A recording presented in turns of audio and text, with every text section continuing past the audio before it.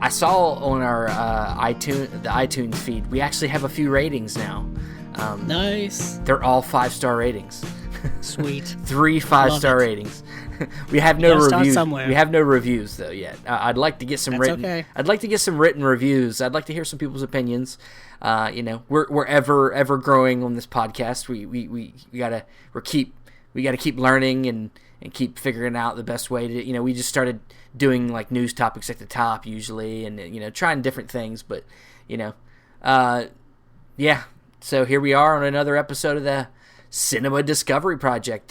Cinema Discovery Here Project. we are. I'm Stephen Billings, and with me, as always, is Mr. Andrew Cabral. Yes, I'm back once again, and this is a bit of a quicker turnaround than we've had recently since we switched to every other week. Being thrust back into the old timing. Back in the saddle again, threw me off as a little bit. Aerosmith would say.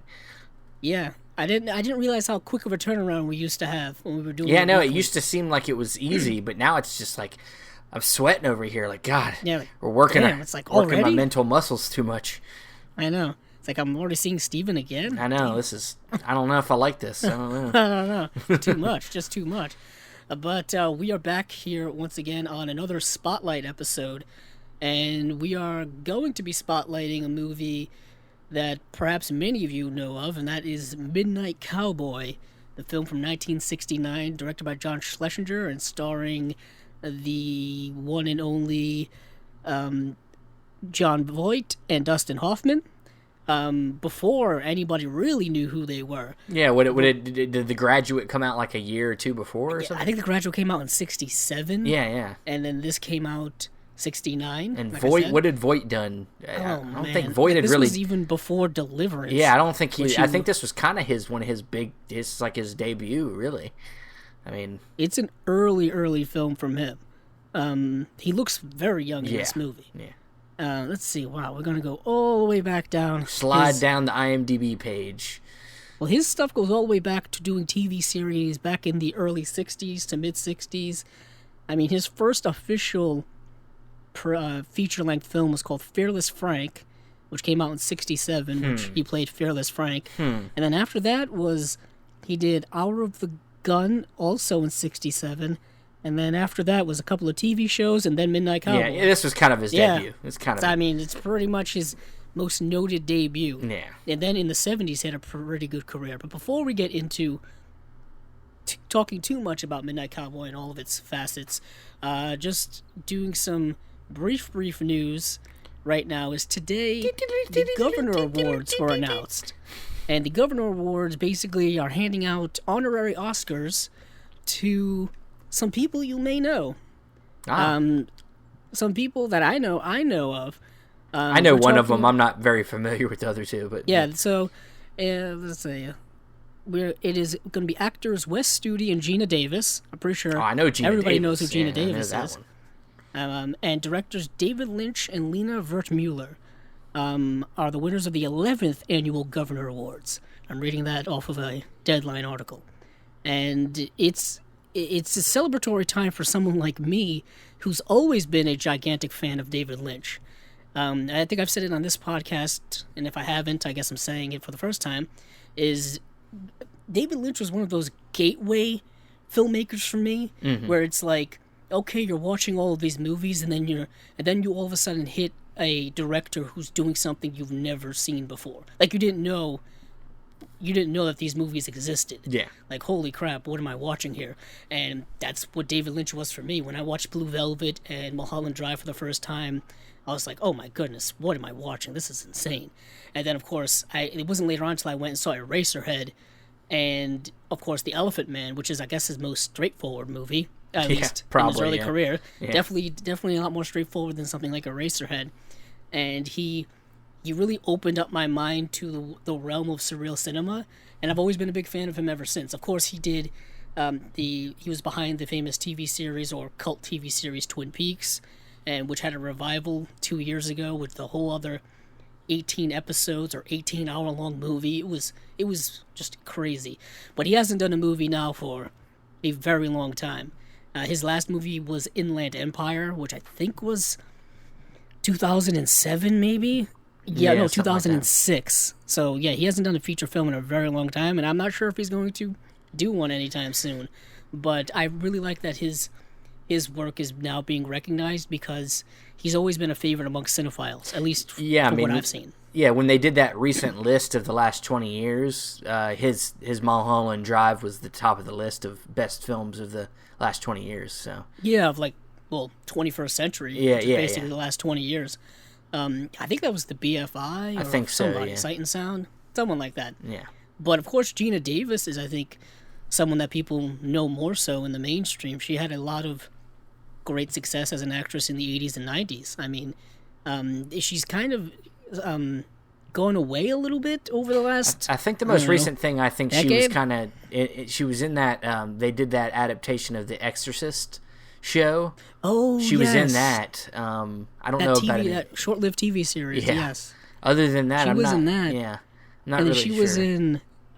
Commander in Chief was 2005 TV series where she played a president of the United States. Yeah. And then, she was in Stuart Little too. And Stuart Most of Little. her prominent work, I think, was in the late 80s, early 90s. Yeah, what's crazy is if you look at her filmography, it's like the 80s. I just bumped the microphone there.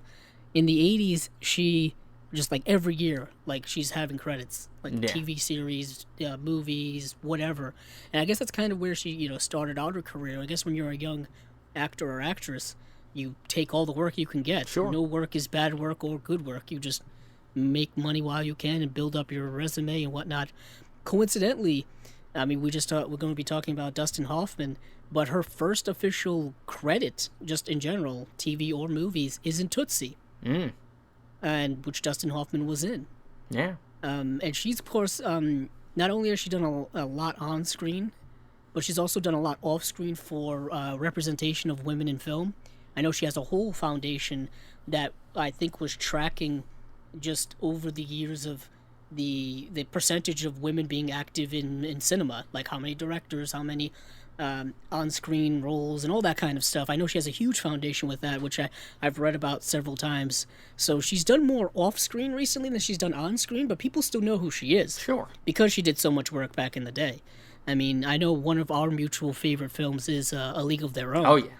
Love that Which movie. is something I watched so many times as a kid. Yeah, she's definitely an important figure, and it's good that she's getting recognized for what she's done. So. Right.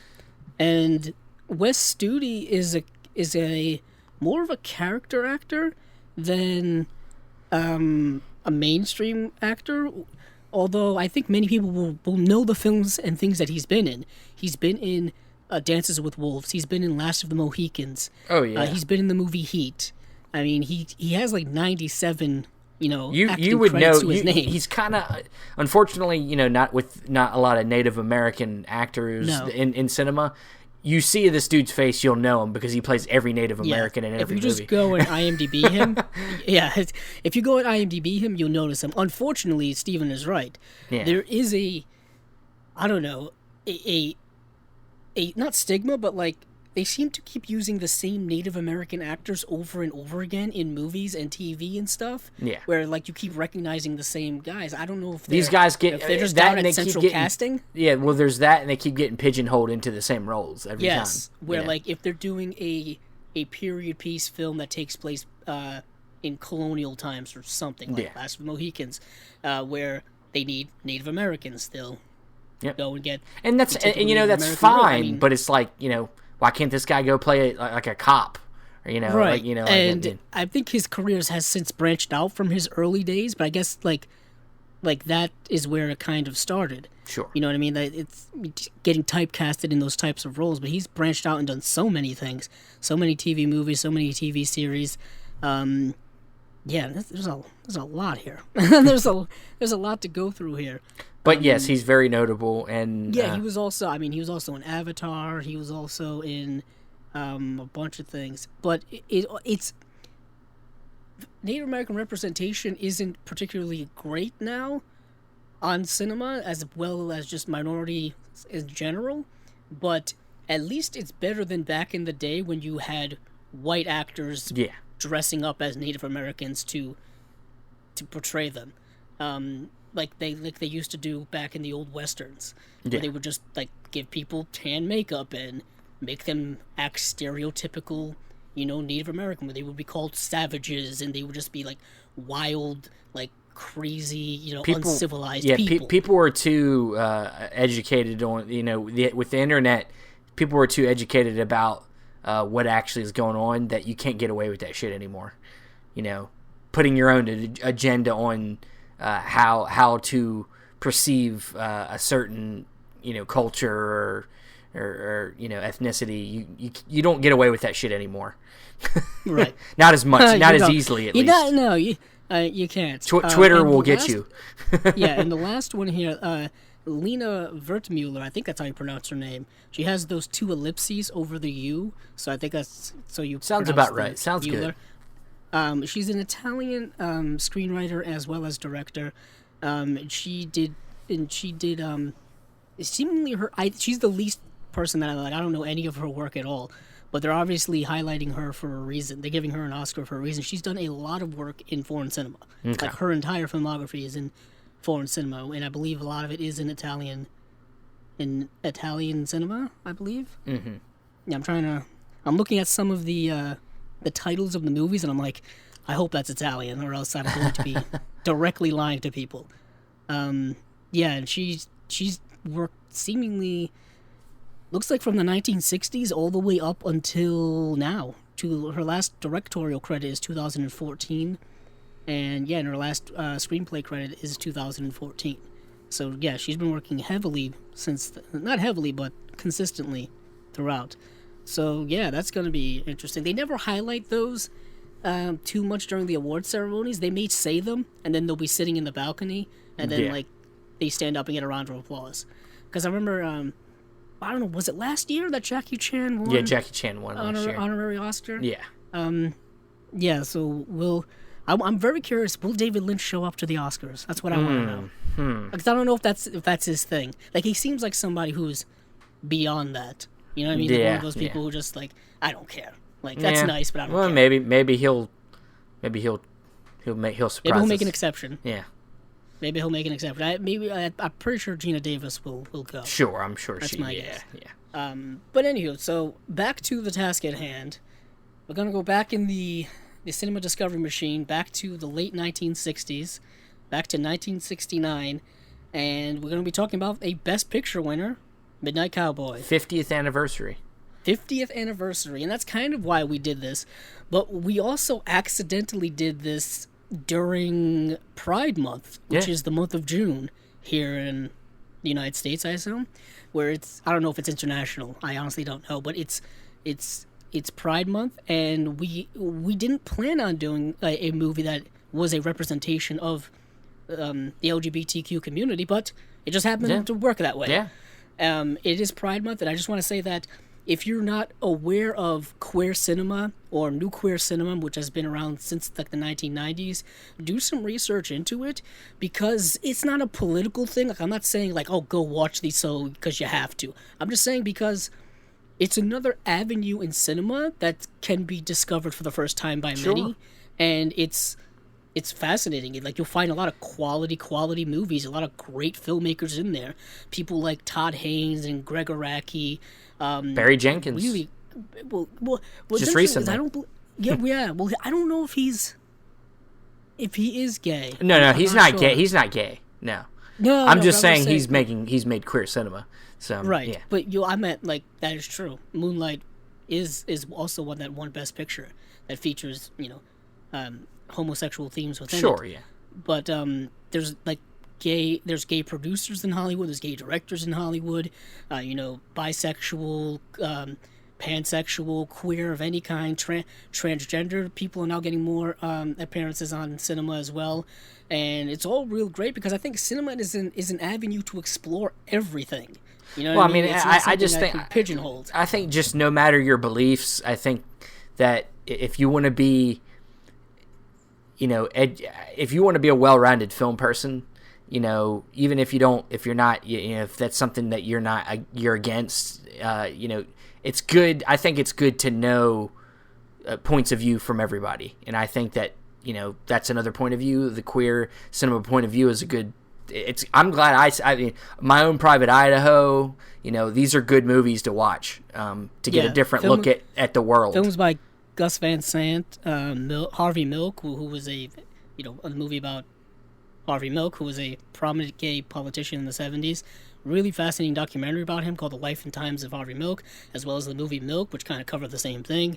There's a lot of like people you don't know about, and you end up watching. Yeah, I just think as humans, man, you're missing out on getting other people's perspectives on the world. I just think that I'm not saying that you're that people that don't want to watch that stuff are bad people. I just think that it's a disservice to humanity to not care enough to at least watch or listen to somebody's point of view. And they're typically very human stories. Yes, they're very human stories. Whether you believe in what they're doing or not, it's still, a person. It's still part of the aspect of living that I think is an avenue that film can explore and has explored greatly. Like the film explores like every avenue of the human existence, including sexual identity. Yeah. I think is a big one that they've been doing now for a very long time. And Midnight Cowboy is directed by a gay filmmaker, John Schlesinger, which is a fun name to say. Schlesinger. I don't know if it's hard to say it for me. I have a hard. It is. I call him the Schlesh. The Schlesh. That just sounds cool. Instead of the slushy. Yeah, sounds like slushy. And he is a director who has done many films, and this is one of his most well known. He also did Sunday Bloody Sunday, which is actually part of the Criterion Collection. Midnight Cowboy is also part of the Criterion Collection. I got to get my hands on that. In the last year? Yeah, I got to get my hands on that release. Like, I was watching my my older Blu-ray copy, and I'm like, damn, dude, man, I was going to say, I don't know like, why. I've held it many times, and I'm like, oh, what the hell are you have doing? It already. It's got that new. It's got that new transfer with that I know. More that cooler look. It's got like as they say, a tealer look to it. Yeah, I bet you it captures the dirtiness of it does. 1969 New York. I was just watching it before this, and yes, it's very grimy. Yes, but he also did Marathon Man, also with Dustin Hoffman. He also did the movie The Falcon and the Snowman, which I actually have on DVD that came out in '85, and it's actually like a true story of somebody who was became like a Soviet Union sympathizer, but he was like part of he worked for the military, but he kind of like twisted it, turned allegiance or whatever. It's one of those like conspiracy Cold War thriller type movies. But yeah, that's John Schlesinger. Look him up. He unfortunately passed away in 2003. 77. At the age of, like Steven said, 77. Beat you. I think he had complications with a stroke he had, I think, in the year 2000, and I don't think he ever quite recovered from it, and he ended up passing away in 2003. I would definitely check out his work, because he's from that era of 60s British cinema there was a bit of a 60s movement called like kitchen sink cinema in Great Britain in the 60s, I believe, where the movies kind of got like brought down to like British neorealism. I don't know if people ever heard of that, but like the movies were started to be told from like the working class perspective, like they were working class movies instead of the upper class. Kind of like what Mike Lee was doing in the 80s and 90s. Yeah, he was part of that generation. There was a lot of people like not Nicholas Roeg, but who did the movie? I always forget who this director is. The guy who did the movie Kess, which is also part of the Criterion Collection. Ken Loach. Yes. He was another big prominent guy at the time. So he's part of that generation. That's a really interesting kind of part of cinema history that I think we want to look at some point in the Cinema Discovery the Cinema Discovery Project. I'm sure we will. So let's shall we just dive right into it? Whee! Yeah, let's take a dive. Let's take a deep dive into that dirty 1969 back into 1969. Going way back to like the end of the the hippie era, if you will, or like that transition from the 60s to the 70s. We talk about 70s cinema, but as we've been, like how grimy and it is, Right. but this is leading into the 70s. It's already very grimy. It's film. Already, yeah. It's kind of started.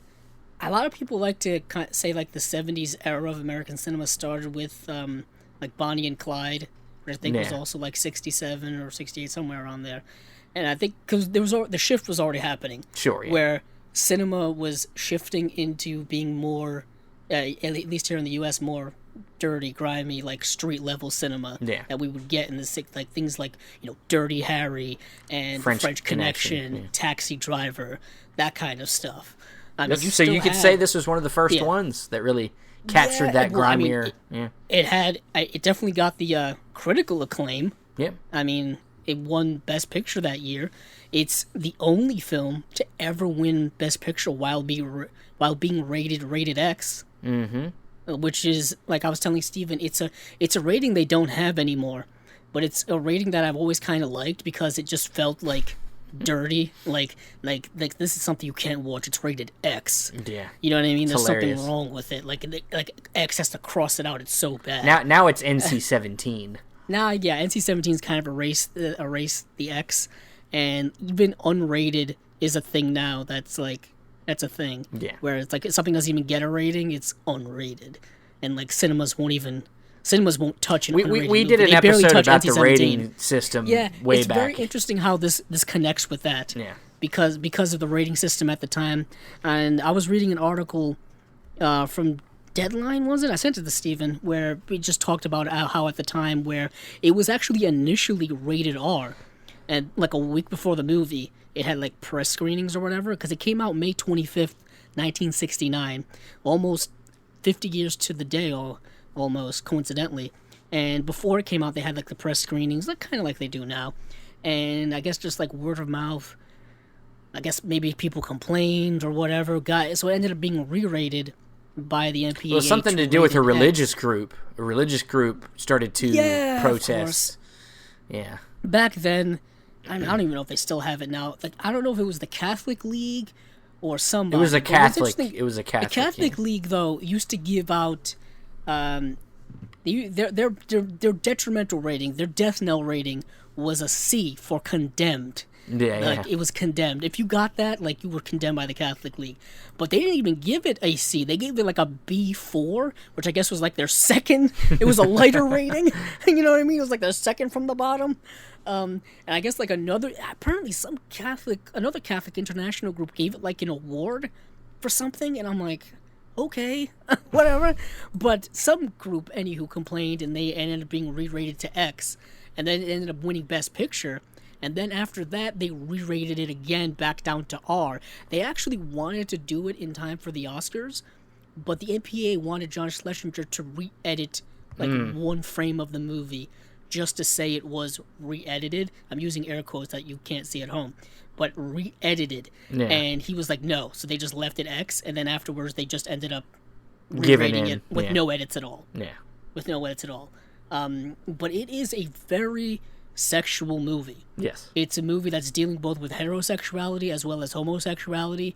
And if you thought that homosexuality is a hot button issue now in pop culture and just the world in general, back in the late 60s, that was even more so the case. Yeah. You know what I mean? Obviously, so many things have happened culturally since then. I mean, the AIDS crisis in the 80s, Don't Ask, Don't Tell being put into place and then repealed, and then also gay marriage is now something that has been adopted here in the United States as well as across the world. So there's a whole big, LGBTQ history changing things that have happened. But back in '69, things like this typically weren't shown on screen, and the film doesn't overtly show anything sexual. It's not a pornographic film. I mean, there is some slight nudity in the movie, you know. Oh yeah, but it's top female nudity, and then there's some ass. There's one ass there's shot. Some ass shots. A couple of ass shots of John Voight's ass. Yeah. Which you know, you just want to see that anyway. This is whatever.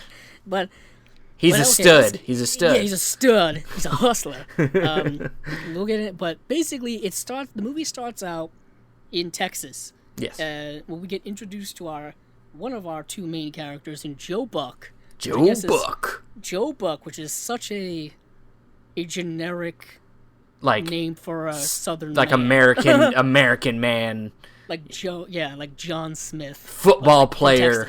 Yeah, you know, like Joe Buck. It was interesting. Isn't there a? There's an announcer. There's a telecaster Joe named Buck. Joe Buck. Yeah, coincidentally, but he starts out in Texas, and what we see early on is that he's getting dressed, like he's putting on his cowboy boots. He's putting on the jackets with the, I don't even know what that's called, the flare on them, not flare. Anywho, but he's putting on the jackets, the hat, getting everything ready to go, and we find out that he's leaving. Before he leaves, he's quitting his job. He's quitting his job as a dishwasher at some local diner or whatever. Which I just felt bad for the guy, the black gentleman that was having to do his job since he decided he wasn't going to work. What's interesting is that like it didn't seem like he planned it out.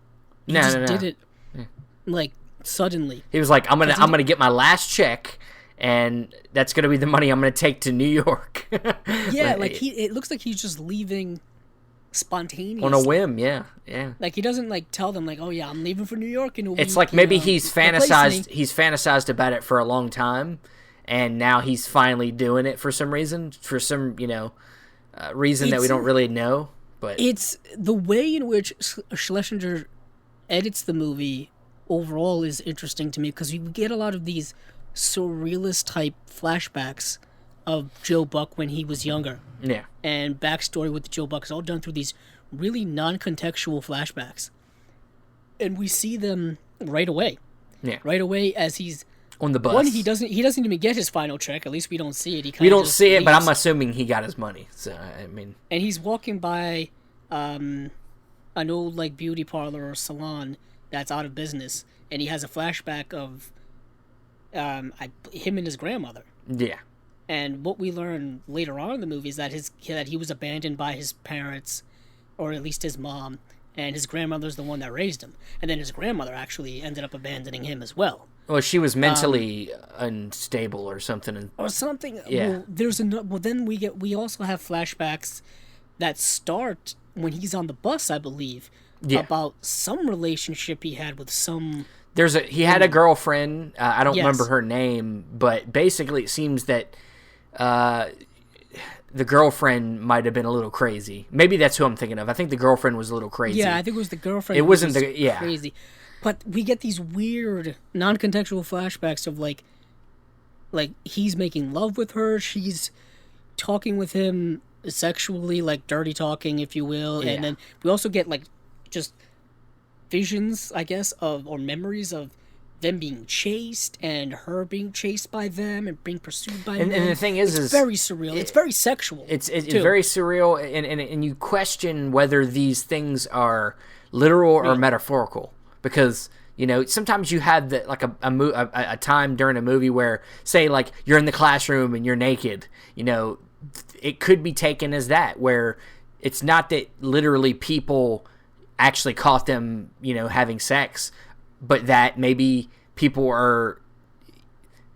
doesn't want people to find out about his sexual nature, and that he's scared for people to catch him, who he really is. Later on in the film, we see. Oh, I understand. You mean like those flashbacks are more metaphorical? They could be more metaphorical. You could. It's possible. Yeah. Who knows? Okay. We never really know. That makes a lot of sense, considering like later on, we get these flashbacks throughout the film, but literally later on, during a hippie type party, he's having the flashbacks more so. We get to see even more revelation. But he's on this bus and he's going from deep in the heart of Texas all the way up to New York on this bus trip, which I guess, but he's seeing like a bunch of different people along the way. Like he meets like a woman and her child. He meets this old man. He's sitting next to a nun at one point.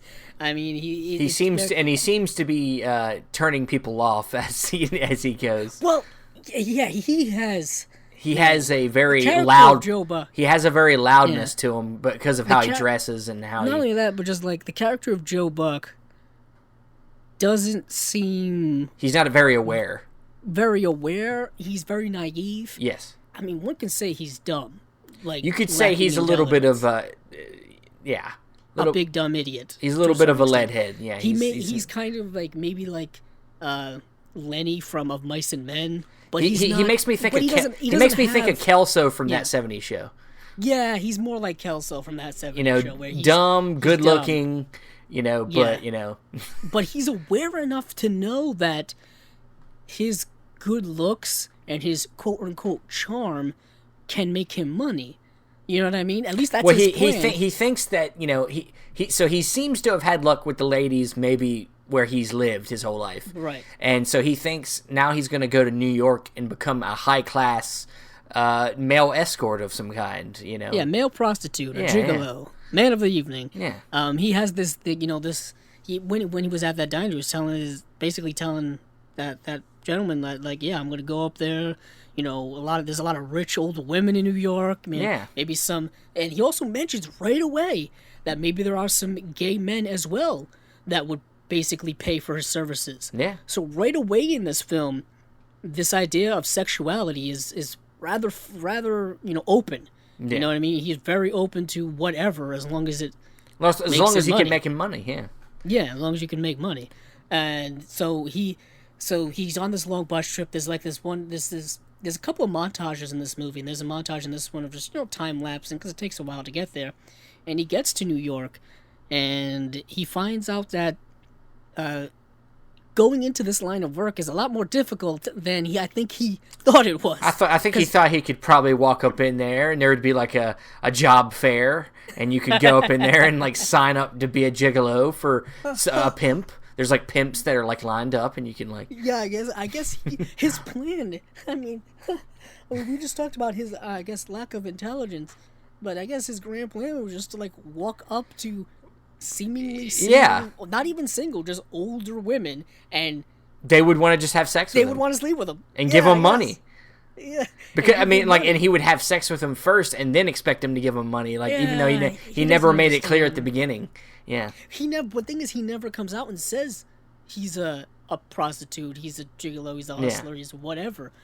A stud, as he says. A stud. He his opening line is, I'm new in town, where's the Statue of Liberty? Yeah.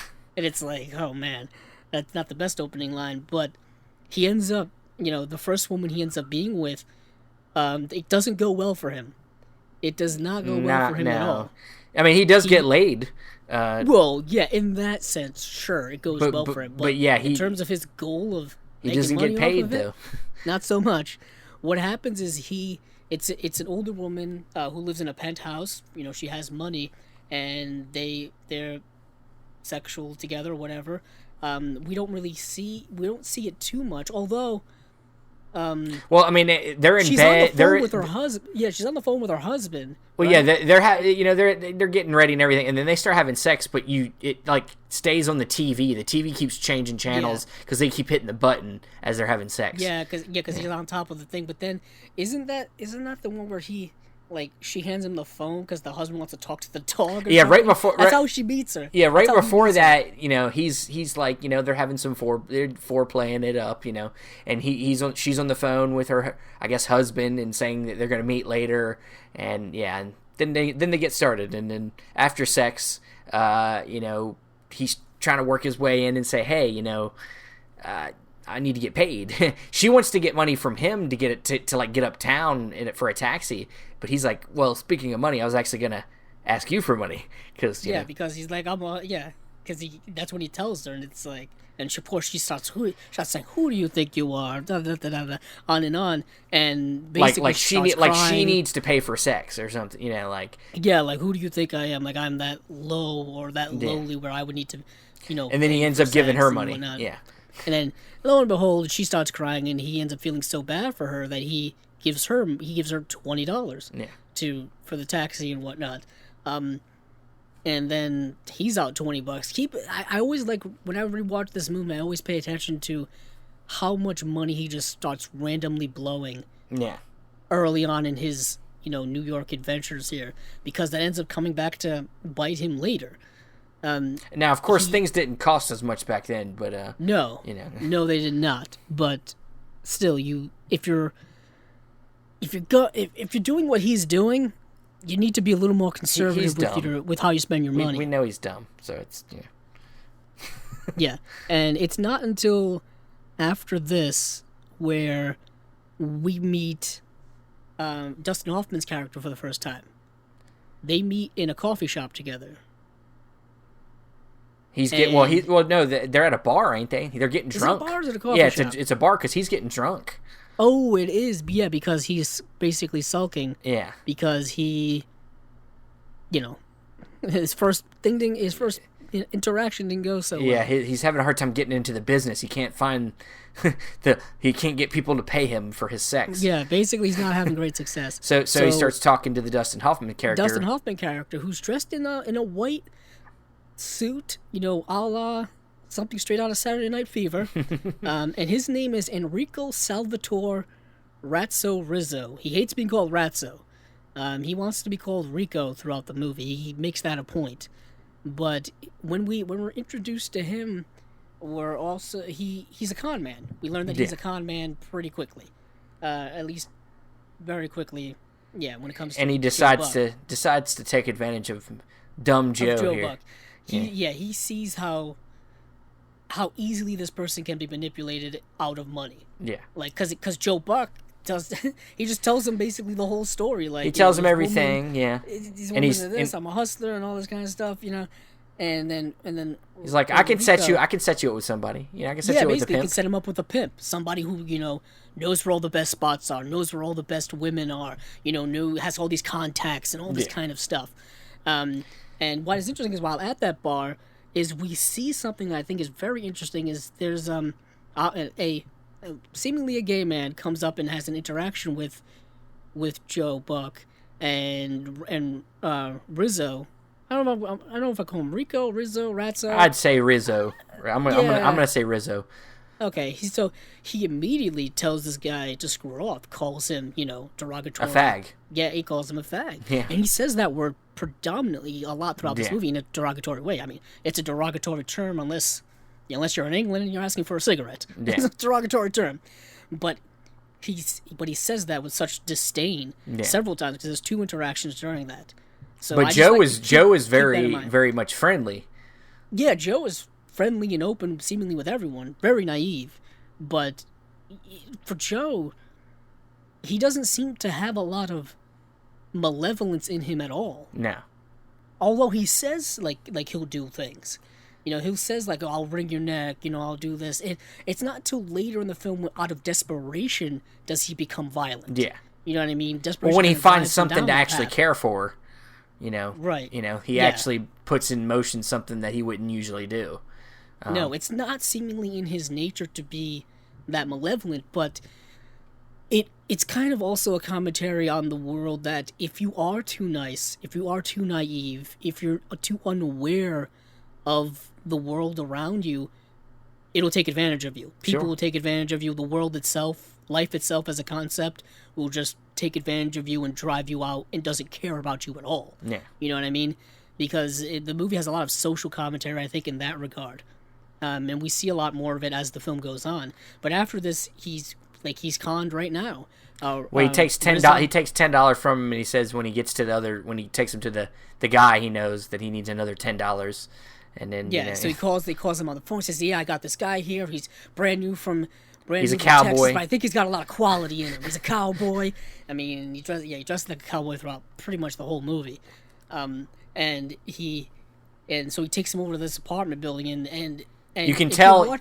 If you're rewatching this movie, like I did, there's a moment where they go all the way up to like the 9th floor. I think it's apartment 901 that they have to go to, and as soon as they get off the elevator, Rizzo tells the guy, "Hey, don't go anywhere, and and even after he says, "Okay, yeah, it's apartment 901, give me the $10 now."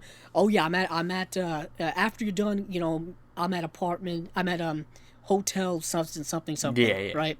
And then immediately he's trying to get away. He's trying to get away as fast as he can, and you don't notice that the first time because you don't know it's a con if you're watching the movie for the first time. But if you've seen it again, you're like, he's trying to get out of there, right? And he does. He gets out of there, and then Joe Buck goes over to that apartment, opens it up, and it's a guy, and you're assuming that he's a pimp because the way their interaction is it seems like it's a business thing. You know what I mean? Well, It's I mean, I wasn't sure. I wasn't sure whether it was a pimp. He was a pimp. I mean, I've seen the movie before, but I just remember the first time I saw it. I wasn't sure whether this was some kind of pimp or a friend of Dustin Hoffman's that he just sends people to help con other people. That's what it looked like to me. Yeah, or that he was actually gay and he was trying to get him to, you know. Yeah, because if you look at the conversation they have, you can interpret that as well. Like he's a customer versus, you know, an employer, if you will. Yeah, but he ends up being a religious nut. Yeah, he turns. Yeah, it's like get like when he says like get on your knees, we'll do this now, and I'm like, oh, I guess. And I'm sure this scene is part of the reason the Catholic Church really didn't like this movie. And then he opens it. They just we'll pray together. We'll pray together. You can pray anywhere. You can pray on the toilet. You can pray. You pray anywhere. Doesn't matter. Joe Buck starts freaking out. Yeah. Because he starts having these flashbacks of his own experience with religion. Yeah, where he's like being baptized in like a river and he's about to be, but it's like that old school type of baptism. It's not like when you're a baby and the priest drops a couple of water things on your head and you don't remember it. This is one of those ones where they dunk you underwater and they hold you there. You know, I've done it. I was baptized like that. Yeah. Oh, were you? Yeah. Oh, okay, so you understand what? Yeah. Well, you know, it seems that these flashbacks are basically showing moments where, things that were oppressive moments of his life, like where he felt like he was being told to do something he really didn't want to do, or things that really shaped him as the person he is today. The things he's fearful of. He must have a fear of religion because of that experience, or so anything that's tied to it, he just freaks out and can't handle it. And the same thing with as we've briefly talked about Rizzo, where we think he's possibly homosexual, and that he must have had an experience that has completely made him try to shut that part of himself off. Perhaps. I mean, very much perhaps. We never really get a lot of Rizzo's backstory at any point during the movie. We learn a little bit about his father and how he says his father was a shoe shiner who worked like ridiculous hours. You think he was telling the truth, or you think that was a lie? He could have been lying because he's a con man. Yeah. He could have literally been lying. What we do know is that I think what we can gain out of that is that his father was a very, I guess, tough and hard man. Yeah. I think we can understand that perhaps his father worked himself into the grave. You know what I mean? Yeah. Was one of those types of people who just, wasn't a hospitable family man or a nice family man. I could see, if I was making up a backstory for his character, the way I see it is if his character actually is gay, maybe he ran away from home at a young age and has been living on the streets almost his whole life. And, from what I understand, I think he ended up getting tuberculosis. That's what he dies from. That's seemingly what he's. That's what I thought too. Yeah. Is TB. So yeah, because when we first meet him, he's coughing. Yeah. He's already starting to cough. He's already. He's got a limp. He has a limp. Yeah. He's got a limp, and he never quite says how he got the limp, or at least never truthfully says it. Perhaps he could have gotten it from. He could have been born with it. He could have gotten it from an injury as a kid. It's an infection he's gotten over the years. From living on the streets. I mean, he's living in New York where it's super cold during the wintertime. A lot of the year it's cold. And he's always talking about wanting to go to Florida where it's warm. So it's just caught up with him. And and right away, we didn't even mention... You're right on my wavelength. We're missing the scene that's the big scene. The scene that's in every freaking Best Picture montage of all time. Well, they're crossing the street on their way to this apartment, and it's the iconic "I'm walking here" scene. Yeah, I'm walking. Like a taxi comes right up, and he just says, "I'm walking here, and he turns around, starts hitting the car. Yeah. Apparently, if this is true, I've read it on the internet, and granted, the internet's not the most truest place in the world, where that it is entirely improv. When they were shooting this scene, apparently, like, some taxi just didn't give a shit and just decided to drive right through. and almost ran over the two main actors in the movie, and he just went with it. And what's interesting is if you watch it, John Voight just goes with it. He doesn't break. He doesn't. Why break not, either. man? Yeah. I mean, and that's kind of that type of like low budget, guerrilla filmmaking. That was I wonder if the guy that drove the taxi is still alive. We can find out. Imagine. And like, do you know you were in this movie? I wonder if they had to like track him down after, because like he stops and you see who he is. You see him, Did you have to sign a release form so he could be in the movie, so you didn't have to blur him out? I don't know. Do you have to do that for documentaries? Well, I think documentaries you get all that signed. I assume, or sometimes in documentaries you see like names blurred out, or if somebody doesn't want their identity, they're like in the shadow and they have a voice changer and all that kind of stuff. Sure, I guess. I'm just saying, like random people in the street. You don't get permission. You don't have to get permission to if somebody walks by on a shot. To every person that's there to say, hey, can we put you in the movie? It's like I have no idea. As long as they have a permit to shoot in New York, I think they're probably all right. No matter who they capture on film, because they're already paying for a permit to shoot there. So. Right. Yeah, I have no idea how that works. But anyway, flash forwarding back to when Joe Buck finds out that this is a ruse, he kind of freaks out and starts running, and he's running after. Well, he's looking for the Rizzo character. He's looking for the Rizzo character who ends up on the subway. And it's shot and edited in such a surreal, like, almost confused, chaotic way that you're almost in the mind. It mirrors his flashbacks in a way. Yeah. Where he's having this, like, thing that mirrors something, he feels like maybe, he was obviously taken advantage of. And that's probably how he feels about some of his experiences, growing, maybe with the girl that he was with, that he was taken advantage of, that he was, a lot of similar feelings. So it's just probably taking him to that place. Well, lo and behold, he can't catch up with him. So he just loses him, and he loses out on $20. Yep. Yet again, this money thing becomes that's $40 he just lost there. Very, very soon. And it just so basically what we get then is he kind of is trying to work the streets and make money. He's obviously not being too successful at it. No. Because what ends up happening to him is he ends up being locked out of his hotel room, and they keep all of his stuff. Yeah. They keep all of his clothes, his suitcase. The only thing he has is the clothes on his back and his radio. Yeah. That's all he has. And they hand him a bill. They say, until your tab is up, we keep all your stuff. And apparently that's the way it works. We never know how much that tab is. Like, how much does he owe? Like, how conceivably probably $40. Yeah, like, could it have been, like, we're watching in 2019, could it have been, like, $100? Sure, you know what I mean? Know.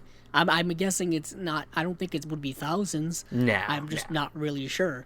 It ain't that much. I don't know how economics was back then. How much at a hotel room? It probably wasn't a lot. It was probably like $50 or $60 or something. Right.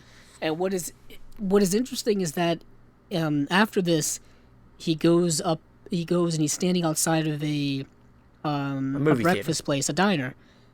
I'm thinking about when he's seeing like wanted dishwasher in a he's looking to maybe get a job, like a real job. And there's somebody in there like making like scrambled eggs or something, like you can see through the window, and he decides.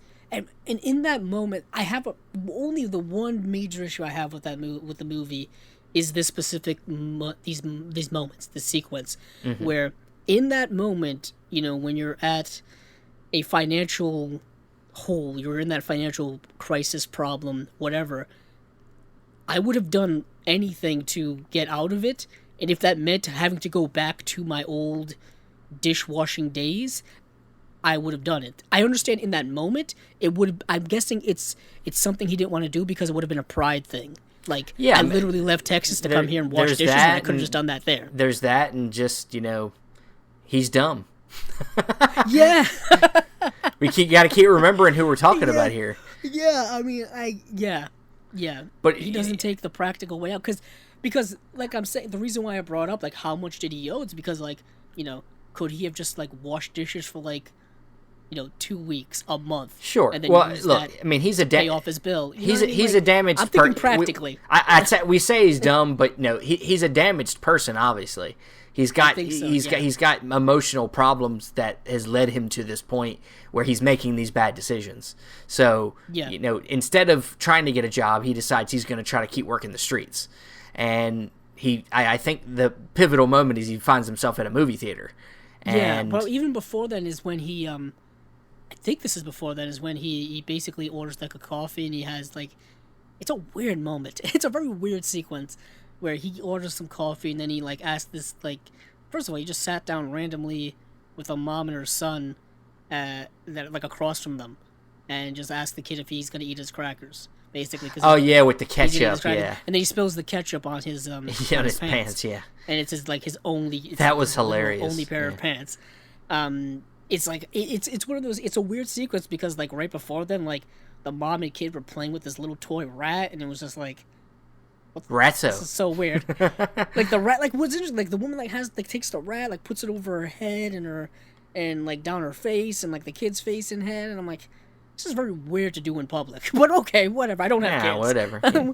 But anywho, he spills it on his thing, and then doesn't he goes up to a mirror, right? And he's like, you know what you have to do, or something like that. Well, he goes through, you see him going down the subway, some lady asks him about where some place is. I think it's like the Empire State Building. No, that's what he says. She's looking for some, like, what direction to get to. Central Park. Central Park or something. I don't know. But he doesn't know, of course, because he didn't know where the... Yeah, he just told her follow the green lights. Yeah. What? Okay. And then I think after that's when he finds himself at the theater. Yeah, because there's a random mirror on the street, and he's like, okay, you know what you have to do. Yeah. And I'm like, okay. And then he did the sequence in the movie theater. And what's interesting is that it looked like a regular movie theater. Like it wasn't an X-rated movie theater. Yeah, it wasn't an X-rated movie theater. It wasn't a porn theater like we saw in like you see in Taxi Driver that Travis Bickle keeps going to. Yeah. And he takes Sybil Shepherd there on a date for some messed up reason. That's a movie we need to do a spotlight on one day to get inside the mind of Travis Bickle. But anywho, interesting. Joe Buck and Travis Bickle, very interesting. Yeah, see them in a tag team movie. A celebrity death match. Yeah. We'll just see that happen. I can see it now. Bickle picks him up in a taxi. You know? That's how he gets in the ring. He drives the connection. Hey, the ring. The pimp that he kills at the end of Taxi Driver was the pimp Buck was going to go see to get a job with. That's how they meet at the end. That's how they meet at the end. We realize that both Midnight Cowboy and Taxi Driver are in the same cinematic The sequel universe. Will be, Midnight Taxi. Nice. I can't wait for that. We're gonna have to talk to Scorsese about that. Yeah, we gotta have to talk. We gotta have to make this happen. Yeah. But when he goes to this theater, and I don't even know what movie's playing on the screen, but he has obviously solicited a patron. And the actor is a kind of a well-known character actor. That is this guy. Let me look him up real quick, because I noticed his face, thinking like, what have I seen that guy in? And he is Bob Balaban.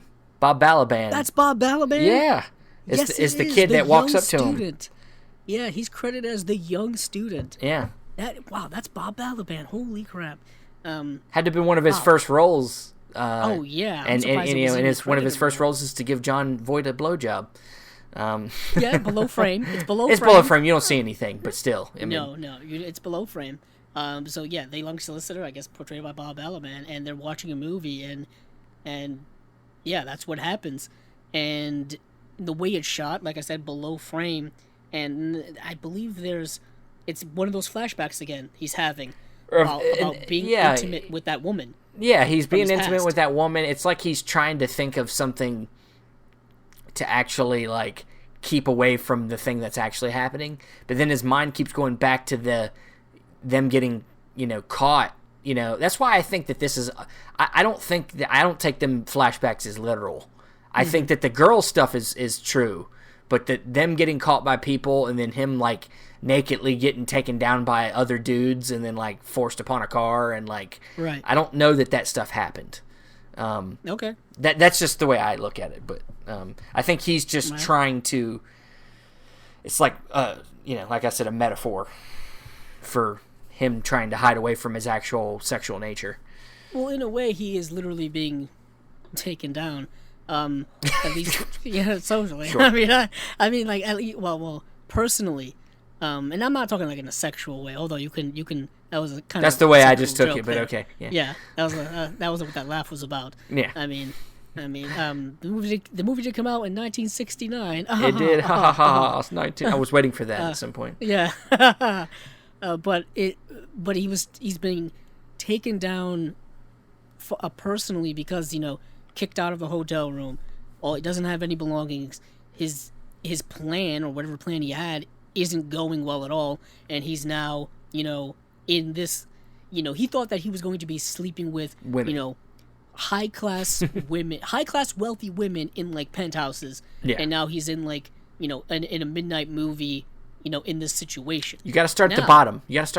Now, and I don't think he, like I mentioned earlier on, he's already shown a predilection for being open to both men and women. I don't think he's upset that he's with a man, like that he's been reduced now to being with men. I just think he thought that he would be in a more lofty sexual, he would be having more lofty sexual escapades than this. Yeah. You know what I mean? And so it happens, and they're finished up, and they're in, I'm assuming, the movie theater bathroom, and it's time for him to collect his money, and Bob Balaban, now that it's Bob Balaban, I can't unsee that now. Doesn't have any money. Doesn't have the $25 that he owes him, and he starts, empty your pockets, show me what you got, all that kind of stuff, and the guy's generally frightened, like, what are you gonna do to me? You're gonna beat me up? You're gonna kill me? All that. And stuff. he's gonna take his watch, but apparently the watch is like about sentimental value, and so if somebody like that's about to like beat me up, take my watch. Take my watch. No. He probably could have got some decent money for that watch, sadly. Yeah. Being in that financial situation, he could have probably gotten a couple of bucks for it. He could go sell some sperm. True. At one point in the movie, he does sell blood, though. He does. Or at least plasma. Because I know nowadays they give you money for selling. Oh yeah, my dad used to go pretty regularly, but not to get money, just to donate. But yeah, I know they give out good money for it. Yeah. Yeah, they do give out some money for it these days. So after that, he lets the young kid go. He doesn't beat him up or anything. He threatens him, tries to take his watch. The next day is when he reunites with Rico, Ratso, whatever. And he's pissed. He's pissed. He finds him that's when he finds him in a coffee shop. And I don't know what happened between the first time he met or this time when he meets Dustin Hoffman's character, but there's a difference. There's a significant difference, at least for me, in terms of his demeanor, the way he looks. Like, he looks more like he's homeless. He looks disheveled. He doesn't look like a slick con man like he was in the first encounter. Yeah. And he literally, he tries to give him all this money, which is like 64 cents, and he doesn't take it. But what he does offer is he basically shows him, a place to stay, which is a condemned building that's going to be knocked down eventually. He takes him along, this Skid Row-ish type place where he's like, these windows that are marked with X means that they're condemned, like nobody lives in them. Oh yeah, he sits him through. He takes him through the secret entrance that nobody else knows about. Yeah, he's like, you can't go through the front because it's locked, but there's a secret entrance that he can get through in the back, and he shows him the apartment that he's staying in, and then they end up staying there together throughout pretty much the rest of the movie. And of course, it's a derelict place. Like, it's abandoned. It's falling apart. And there's no electricity. Joe is reluctant at first. He doesn't really trust him, obviously. But I wouldn't. No, I down to $20. Of course, I wouldn't. Even when he falls asleep and then his boots are off, he thinks that he stole his boots and they're just across the room. But yeah, because he's having a dream. Yeah, he's having one of those flashback memory dreams, and while he's lying there on some type of makeshift bed, and basically, they decide to go into business together. Yeah, I was saying they decide to become business partners essentially. Con men, they both go in. Joe kind of helps him steal things, and like he distracts a guy while they steal food, and and just other things like that. And at the same time, still trying to find more prospects for him as a male gigolo. Yeah. And we learned some stuff about Joe Buck through these flashbacks, as we learned that he, like I said, like I mentioned earlier on, that he was raised by his grandmother. His mother abandoned him. His grandmother, I think, died without telling him, because we see later on that apparently he was in the service or some military service somewhere, because we see him in some type of uniform in a later flashback, and he's returned and his grandmother's passed. And we also learned that girl's name that we keep referring to, her name was Annie. He does mention her to Rizzo at one point. Very, very interesting. So she was real. Whether the memories we see and the things that are happening are real, as like Steven said, is up for debate. Sometimes as males or even females, we are the reality, what's in our head and what's reality is not always the same. And I think that them flashbacks can be up to, like I said, up to interpretation, whether they're actually literal or just in his mind. Just like Taxi Driver, where we don't know what things are real sometimes and what are not. This guy's a very emotionally disturbed person. So, who knows? True. This is where we get the whole shoe shine scene that we referenced earlier, where basically Joe Buck goes up on those stirrup type things where you sit for the shoe shine, and then Rizzo just, because they break into it. They break into it, and and he starts shoe shining Joe Buck's shoes, because he needs to be, he needs to look good if he's going to be presentable to potential clients. Sure. And then a cop sits next to him, and then they just sit there kind of awkwardly, and then he starts shining the cop shoes, and then some other person sits in the other one. He's and he shines his shoes. And he was just talking about how he didn't want to do this for a living. No, because his dad did it. Yeah. His father had a bad back and died from the shoe polish chemical aroma smell, killed his lungs and stuff like that. They could never get the shoe shine polish black out of out of his father's fingers. The Undertaker couldn't. Yeah. And I can't remember if this scene happened. This is one of my favorite scenes in the movie, and I think it happens actually probably maybe before this. Because it happens after they steal the stuff from the local outside market grocer guy, and the guy gets all mad, and they start running down the street together. Is when they're making the food. It's a great scene between them and Hoffman. It's one of my favorites. I've quoted this a million times. I've probably misquoted a million times. You talk about the thing with what's essential to life. That scene. I'm talking about the scene where basically they have it's kind of a mini argument, if you will, where he's eating and Rizzo's drinking something, and he's accusing him. He's this cowboy stuff doesn't work anymore. It only works for every Jackie on 42nd Street, which I think is a reference to homosexual prostitution. I'm not sure if it's the same scene or not, but I know that the part you're talking about, after they steal the food, he's he's making something on the stove thing, and he's the two things that are essential to life is coconut water and sun and coconut water. Yeah, because again, what has that? Florida has a lot of that. And you know what also Florida has a lot of women. You know what I mean? Yeah. It's just you could even score there and and stuff like that. And that's when they get into that whole argument about this cowboy stuff. You're starting to smell, and and for a stud, that's a hazard. Yeah. You know what I mean? Or in your line of work, that's a hazard. I used to know that by heart. I used to do the impression with my friends all the time.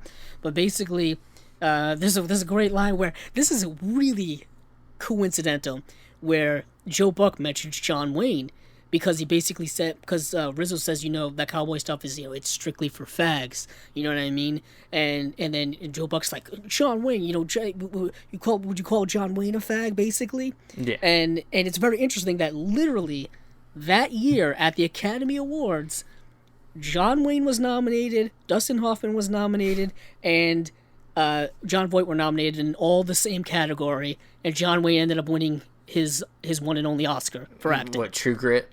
For True Grit. Yeah. Which a lot of people think was kind of more of a Lifetime Achievement Award. Yeah, I would have to say so.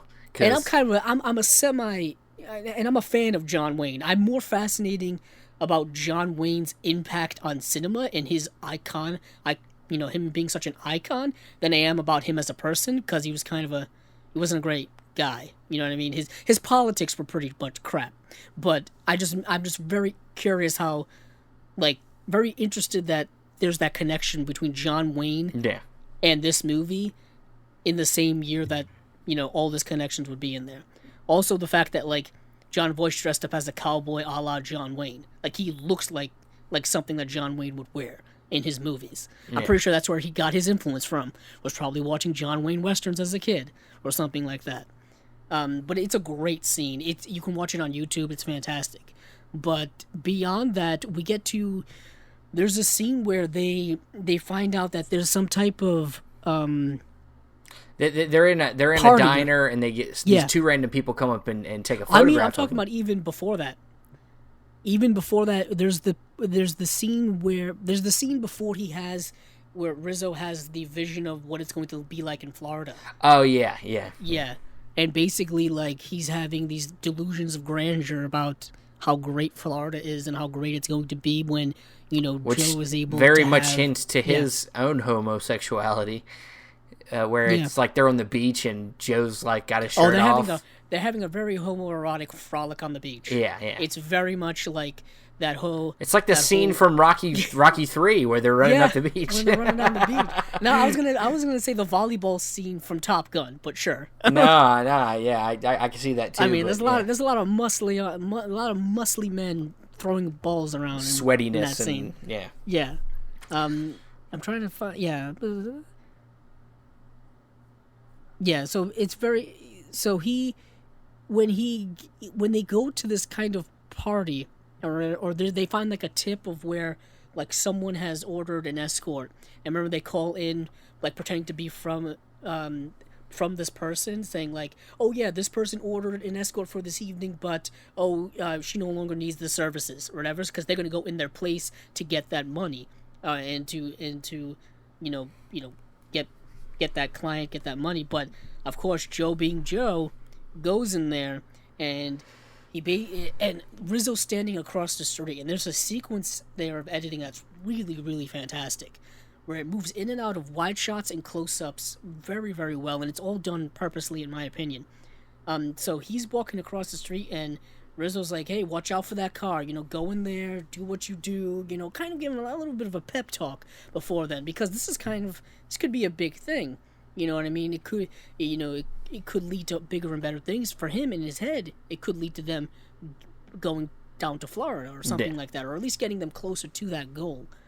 And the way he's looking at him is he's looking almost longingly and hopeful. Well, he kind of wants him to fail, maybe. Yeah, it's like he almost like, it's weird. It's a weird look, and it's such an interesting look, where it's almost like he's letting his buddy he's hesitant about letting his buddy go off by himself because he's afraid of what's going to happen. You know what I mean? Something like that, or there could be even more there. It could be a longing in a sexual sense, in a romantic sense. I just got that.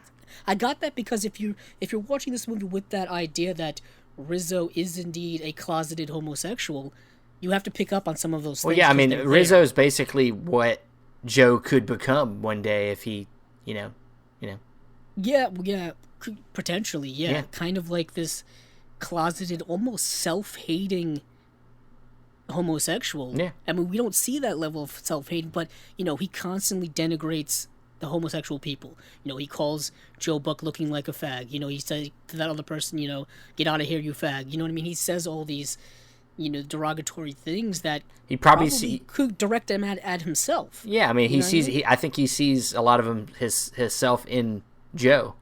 That's why. He's also probably afraid of admitting his sexual identity. Not only he doesn't want to scare him away. Mostly to himself. Yeah. Not only but to himself as well. Like, he doesn't know how to process his own identity, his own sexual identity, and in this scene, like, I get that a little bit. I get a little more in the next thing that we're going to talk about, but this scene, I start to see that more and more. Yeah. And Joe, being Joe, goes in there and screws up the situation. He messes it up. Gets kicked out. You see it through the window, through the doorway. He's looking across the street.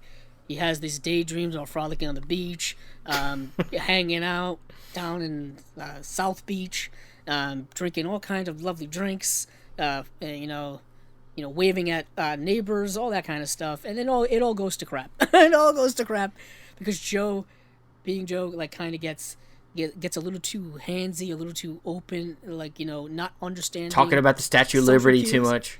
Yeah, stuff like that. But I think he grabs a woman's behind, and then the woman gets offended. She's like, not out in public, and he's like, and then she's like, oh, and she like runs away, and of course he chases after her, and then he gets thrown out of the place. Yeah.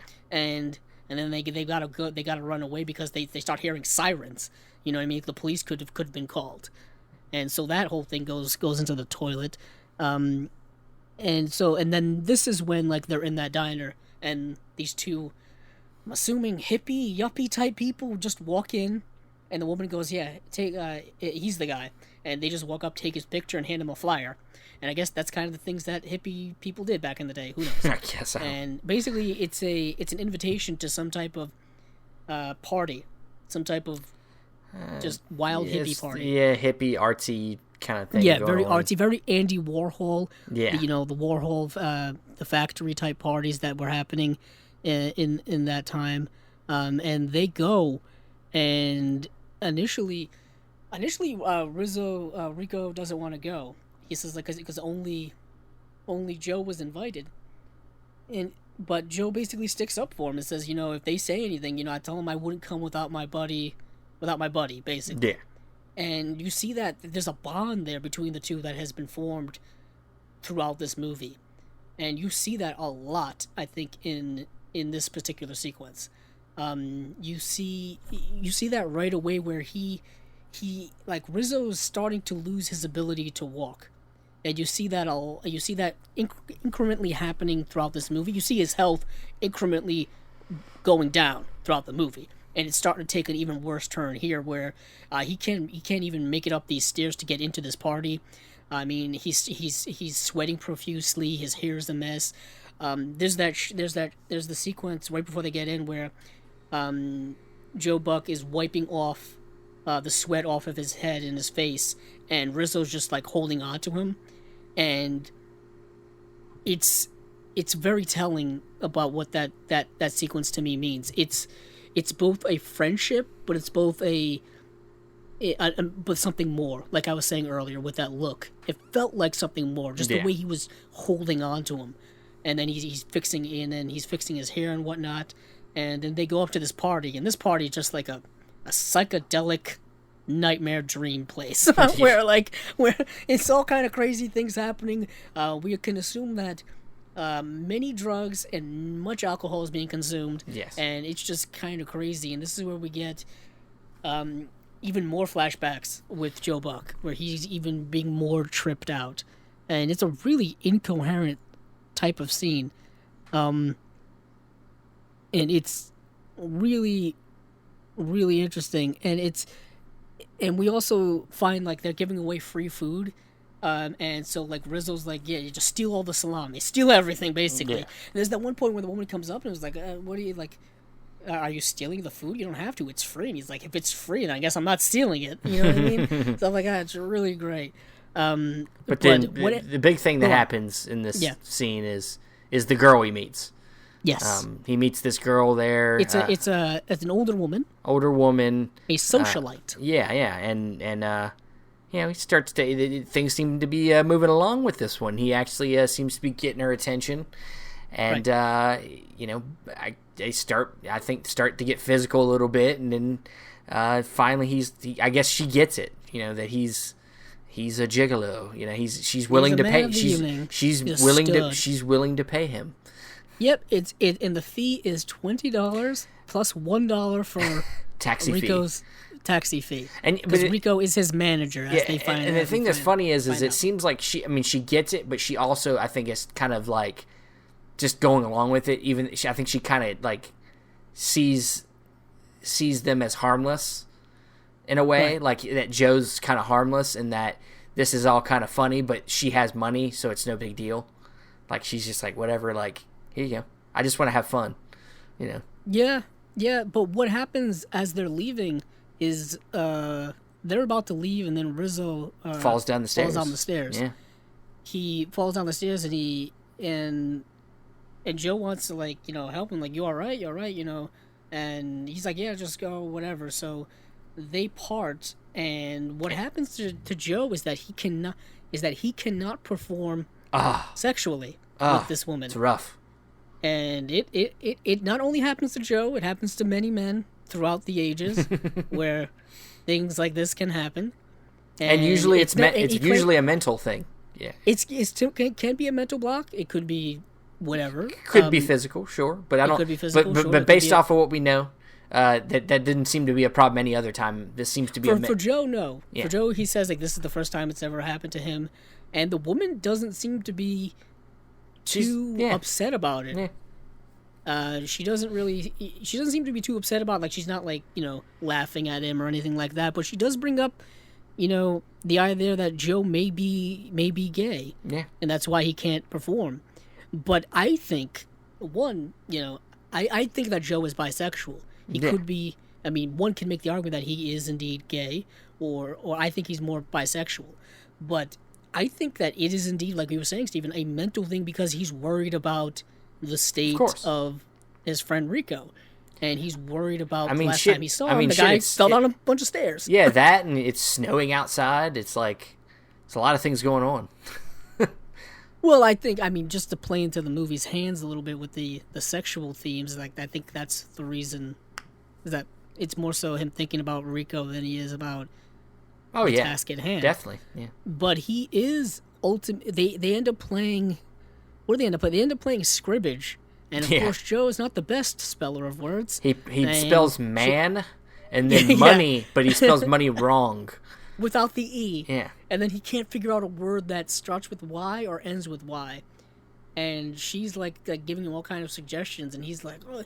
And then she's like, trying to, like, play with him sexually throughout it as well, and he's just, like, not having it. He, like, yet again, that unawareness about social situations is rearing its head again. You know what I mean? Like, she's actually trying to lay him, I guess. She keeps saying things that end in Y, and she's like, lay. I'd like to be laid. But she's also like she's like grabbing him, and she's like leaning into him and stuff. She's trying to, make him become aroused, essentially. You know what I mean? She, obviously wants to be laid as well. She's trying to move things along. Right. And of course, he's not aware of it. But ultimately, they do end up going at it. They do end up... Well, this is after she starts to push the fact that he might be gay on him. Yeah, and he resents and he resists to the point where he's like, oh, I'll show you. Yeah. You know what I mean? And they end up having a really a rough sexual sex. Not rough, but you know what I mean? Like, she's being aggressive, scratching his back. You see a great shot of her nails, like, digging into his back and scratching it. All that kind of stuff. And it gets to the next morning, where she does end up paying him. That's 100% improvement from the first time he's been with a woman. That's 100%. We're making progress here. And it seems that she's gonna help him make another connection. Oh yeah, make another connection. You're like, oh man, things are really turning around for old Joe. Joe's gonna be a big gigolo. Yeah, he's about to be a gigolo with all of the socialite women in New York. It's he's about to hit payday, and it all comes crashing down very soon. As in most situations, when the good comes, the bad follows. And what ends up happening is he goes back, he gets $20, he goes back and he buys a bunch of stuff, yet again spending his money medicine on things. And soup. He does buy like aspirin and stuff, like logical things. And he goes back to where they're living, and Rico is in pretty bad shape. He's in really, really bad condition. He's probably sicker now than we've ever seen him in the movie previously too. And he tells Joe that he can't walk anymore. He can no longer move, and he's pretty much scared out of his mind. I'll say this: the acting by Dustin Hoffman in this film is absolutely incredible. Yeah. Unbelievable. I think both Jon Voight and Dustin Hoffman are amazing in this movie. It's probably some of the best work they've done in their careers. And Dustin Hoffman had a run for me from like 67 to like, I don't know, 1990, where he was just having like like his best work. Like, it was just like all of his great stuff. Then he had some bad ones in there too. Sure. But I mean, all of his major great work. Tootsie, Kramer versus Kramer. Yeah, Kramer versus Kramer. We mentioned Marathon Man. Of course, where he Tootsie, and of course where he won his Oscar for the movie with Tom Cruise. The movie that people like look to now is kind of the one that got people to kind of force the mental handicap stereotype. Oh, Rain Man. Rain Man, yes, that movie. I mean, both of these actors recently have had things come up in their personal lives that I think have affected their legacies and careers. But like John Voight is kind of a crazy man now, kind of a crazy right-wing lunatic now. That's his daughter is probably more popular than he is. Angelina Jolie. Yes. Dustin Hoffman had I mean, they say this is my words, a Me Too moment. Yeah. Where I believe he was accused early on in his career, I believe in the 80s, of doing unwanted sexual things towards women. And his career's kind of slowed down because of it. But in the context of when we're talking about that era, I'm losing my voice here, that era, this is when they were doing their best work, was the 70s and 80s. In Hoffman's case, late 60s. Yeah, in this case, late 60s. But going back to it, he has an amazing scene where he basically says he can't walk anymore, and he's scared about what's going to happen to him because he knows what happens, I guess, when homeless people are no longer... basically, when people can't take care of themselves, basically they're put down, is what they're saying. Either that or they're put into like a sane asylum. Yeah. You mentioned Bellevue. Yeah, I believe Bellevue is a psychiatric hospital. So they basically get put away. They get, casted out in society. I mean, just from a cultural standpoint, homeless people are not treated very well or with a lot of humility now, let alone back in 1969. Well, I think it was pretty inevitable. He would die if, Oh yeah. He didn't have anybody there to help him.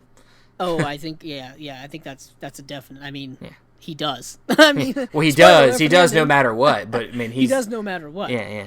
So basically, Joe Buck tells him, he's like, "I'm gonna go get a doctor," and he's like, "No, just don't do that." And with the doctor comes the cops, and basically, he just needs to get. He thinks he needs to just get to Florida. Yeah, he needs to get to Florida, and of course, they don't have the money. We find out they need $59 for a bus Something ticket, like that, or two bus tickets to get down to Florida. So Joe's got to go back out on the street and get some money ASAP, and he ends up running into another client. Well, he meets with this somebody that was set up by the girl he was just with, and it's a man, older man, and they go out to dinner apparently, and then they're back in his room. Yes. And so obviously Joe is very, very much just trying to get his money and go. He doesn't, he's trying to get him to say, "Hey, what do you want me up here for?" Yeah, it's like it's very blunt. Like, yeah, like, hey, dude, what do you want me to do? Like, I need to do it and then get back because my, he's worried about his friend. Yes. That he's gonna go back and he's gonna be dead already. Yeah, very much so. Yeah. And the guy's like, and I think the guy just gets off the phone or whatever. Like, he was just on the phone. Yeah. And he decides, like, oh, yeah, not tonight, come see me tomorrow. Basically, he has, he second-guesses himself. That's what I'm looking for. He second-guesses himself about what he wants to do. And Joe's just, like, not Joe, I need the money. He's like, I need the money now. Well, yeah, he gives him, he's like, yeah, I'm leaving for Florida tomorrow. And the guy gives him, like, a St. Christopher medal, which is, like, the Catholic saint of, like, safe travels. Or something religious again. Patron saint, again. And then Joe's like, I kind of need money. Yeah. So the guy's gonna give him what, like $10, I think it was, or something like that. And then he's Joe like, Buck no, says, I need like 50. I need like 59. Yeah. One, I don't think he was gonna get 59 from this transaction, considering he's been charging nothing but 20 and 25.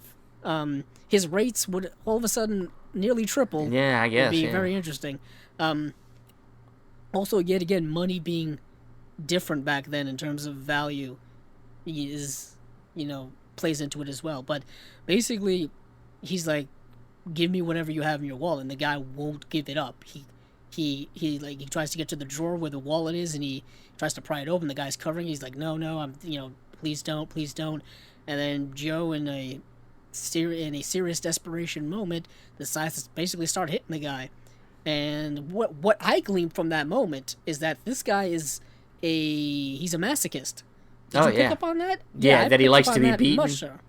Yeah, for those of you out there who aren't aware of what masochism is, people derive sexual pleasure from pain. Yeah. That's what masochism is. Because he doesn't really try to get away. Like he's just doing it in order to invoke being hit. Yeah, in order to be hit. And he thanks him. Like, that's what happens in these type of situations. One person is a dominant, and the other one is subject basically. Yeah. They call them top and bottoms. You know what I mean? There's a lot of lingo in the sexual world. Whoa. Whoa. The internet can be a crazy place. You learn most of the things that they don't teach you in school on the internet. Yeah. Yeah. Let's move on from that. Let's move on. But anywho.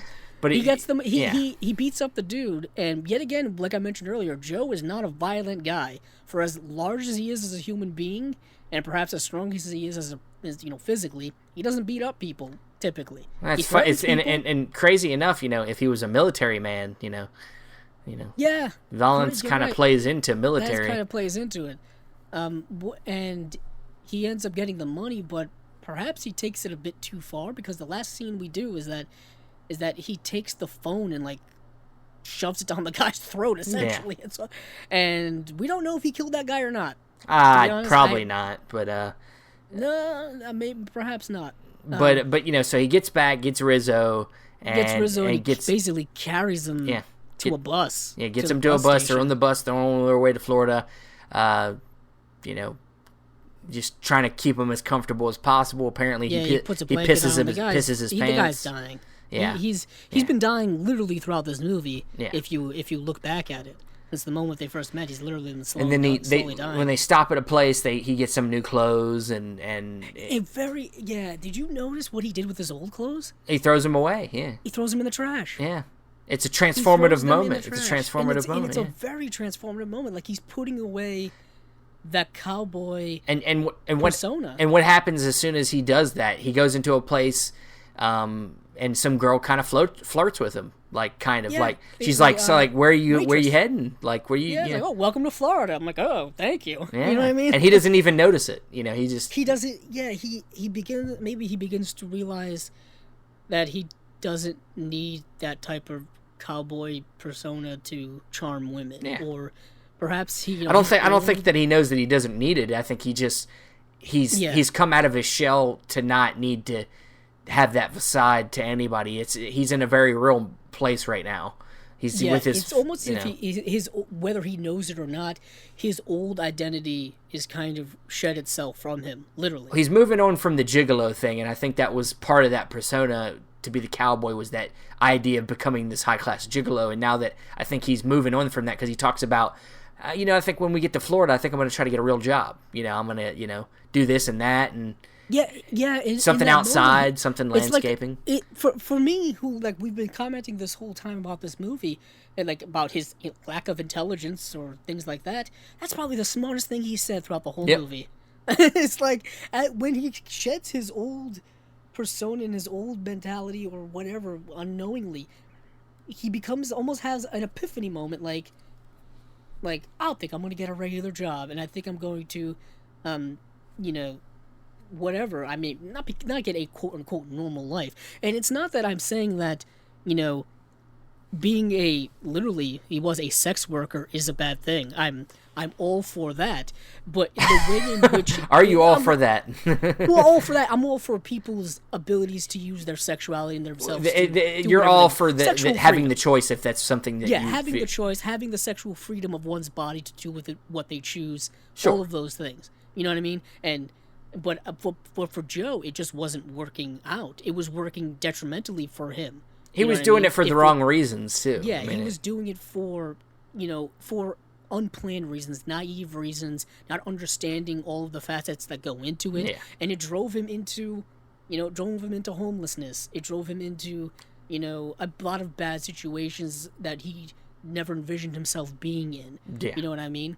But I don't think the movie is is saying that being a sex worker or being a gigolo, a prostitute, or whatever is a bad thing.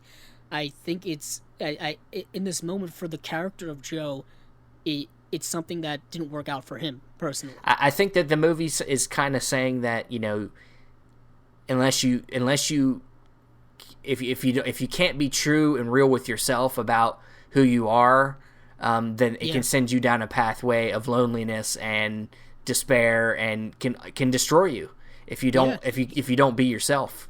He spent a lot of time in this movie alone. Yeah. Especially walking in the nights when he gets kicked out of his hotel, just living on the streets and walking all over New York. Just a lot of loneliness in there. What is interesting is that one of the people to come along and to, I guess, befriend him in a certain way, in a very much way, is someone who was not the typical, like, nice person or someone who was an entirely morally upright person. You know, it was a homeless con man who, like, stole money from you. It was the only person that really became your friend. Yeah. You know what I mean? It just showed, like, that no one cares, like, the world doesn't care about you in the way you think it's going to. There's that literal moment going back to when he first arrives in New York, where there's just some dude passed out on the sidewalk, face down, during the day, broad daylight, and people were just walking around him, just going about their business. Yep. The world just doesn't care about you. It's a lonely place out there, so find comfort and companionship wherever you can, essentially.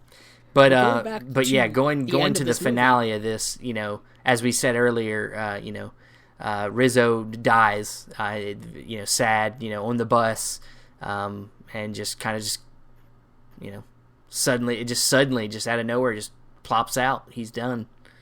Just kind of goes. They stop the bus. The bus driver comes to check on him. And I love how the bus driver plays it off. Yeah, it was like, we're almost to Miami. We just gonna have to get there, and we can't deal with this now. So might as well get everybody to Miami, get off this, and deal with it when we get there. And it's the way the movie ends is just him holding his dead friend's body. Yeah, and that's how the movie ends. He wants him not to, unlike the man that was just laying on the ground in the middle of the walkway with nobody there for him, he does not want that to be the same thing for his friend. Right. It's a very heartbreaking, poignant ending. Yeah. To this movie that has a lot of complexities in it, and it's a fantastic movie. It still holds up. Yeah, definitely. I mean, it's 50 years later, and this movie still. Its themes and its messages are still very contemporary. They're still really important, and they're still very human because the movie's based in human interactions. Yeah. You know what I mean? Friendship, love, connection with people, or with two people in this situation, and and just that bond is really there. And it's also a film that has that LGBT elements to it with the sexual identities of these characters. Yep. Joe Buck being, in my opinion, bisexual, Rizzo being a closeted homosexual. It's really, really a deep movie. It's a fantastic movie. I enjoyed revisiting it again. I hadn't watched it since I bought it on the Criterion Blu-ray, and I don't think I've seen it in like 6 years. It'd been a couple years for me. Yeah, I hadn't seen it in a while, but I'd like to jump into some of the special features I didn't get a chance to watch, to get a little bit more insight on, maybe some of the stuff that we've kind of talked about here might be answered in some of them special features. I don't know. Probably. But yeah, it's a fantastic film. If you have not seen it, hopefully you didn't listen to this yet. Hopefully you go and if you did, watch the movie first and then come and listen to our conversation here. Yeah, but even if you did, still watch the movie. Yeah, definitely. We didn't get into the scene by scene breakdown. I think we did a pretty good job of it, but we went through it pretty good. But I mean, it doesn't do justice to watching it. You need to go watch it. I'm sure if you don't want to buy the Blu-ray from Criterion, you can find it on almost any kind of streaming place where you can rent it, like Amazon or YouTube or I mean, I have a non-Criterion Blu-ray version that I bought years ago. I mean, it's available on DVD. Yeah. You want to go that route? It's very easy to get. Yeah, it's very accessible. Accessible in terms of being able to find it and be able to view it. Yeah, I would say get into other John Schlesinger films as well. It's a great name to say. Schlesinger. Yeah, Schlesinger. But that's been Midnight Cowboy. That's Midnight Cowboy. I think this was our 7th spotlight. I think. I believe so. Yeah. Not to be confused with Space Cowboy. No, don't confuse it with the old man space adventure. Oh, Space Cowboys. Yeah. I was thinking more of the song by the Steve Miller Band. Oh, Space Cowboy. Sorry. I was thinking of the Clint Eastwood movie. That too. But all right. Well, that's gonna be it for this episode of the Cinema Discovery Project. Where can you be found, Andrew? You can find me on Twitter at Cabzilla06, as well as my YouTube channel, Cabzilla Productions. And you can find me on Facebook, Stephen Billings. You can find this podcast on... I haven't been updating the YouTube. I need to. It's just so much work to upload a video that's like an hour and a half long. It takes forever. But I'm gonna get to them soon and get the last few episodes up there. But you can definitely find the audio on iTunes, Apple Podcasts, Podbean. And that will be it for this episode. Thanks for listening. And hey, keep on watching them movies. I know I will.